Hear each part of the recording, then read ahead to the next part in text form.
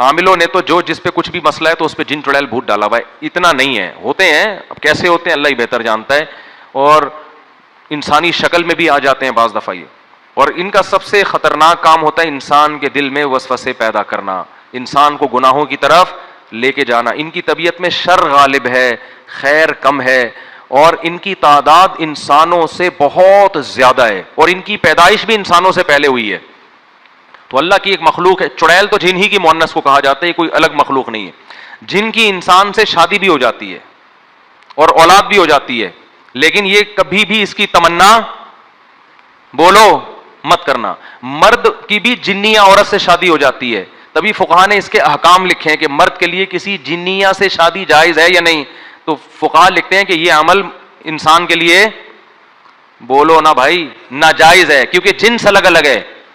اب آپ کیسے ہو جاتی ہے, اس کی کوشش قطن, کیونکہ جن کی جنیا سے شادی ہوئی نا ان کے بیڑا غرق ہو گیا ہے. وہ جنیا کو یہ انسان افورڈ نہیں ہوتی, تو جنیا کو کون افورڈ کرے گا.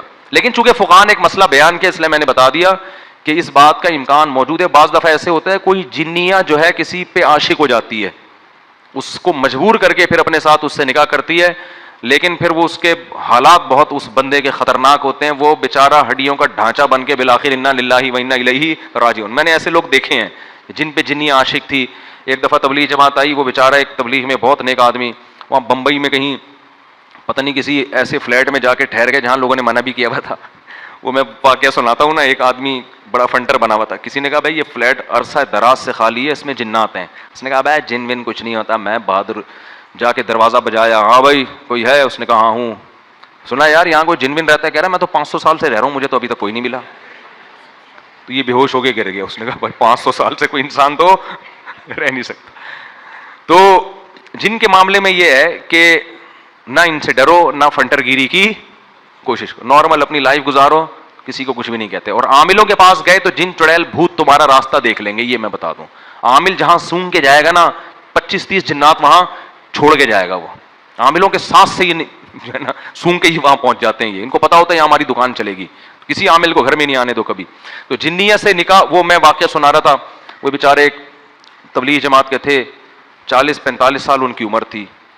تو انہوں نے بتایا کہ انڈیا میں ایسا ہو گیا, ان پہ کوئی جنیاں چڑھ گئی ان کے اوپر نا, عاشق ہو گئی. اب کیا نتیجہ نکلا ہے, وہ ان کو نکاح نہیں کرنے دے رہی. اس بیچارے کی عمر 40 سے 45 سال ہو گئی اور اب تک وہ کنوارے کا کنوارا ہی.